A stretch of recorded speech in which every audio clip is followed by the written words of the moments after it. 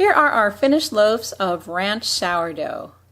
I called these ranch sourdough because I used some coarse meal and bran in the dough, and I felt that they were rustic type loaves, something that you might find on a ranch. I'm real happy with the bake. These loaves turned out wonderful. So let's slice up our ranch sourdough.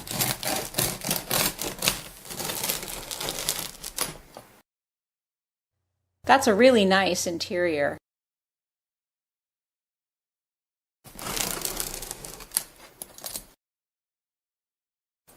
Look at that crumb, it's nice and soft. I'm real pleased with these loaves.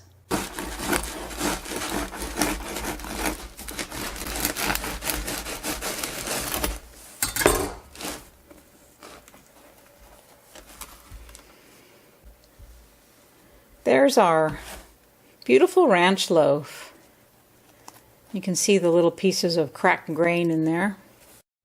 These loaves are at 75% hydration, and I mixed them up at 10 a.m. yesterday and shaped at 8 p.m. last night. They were baked at 3 p.m. today, so that was about 29 hours proof. They're very long proofed loaves.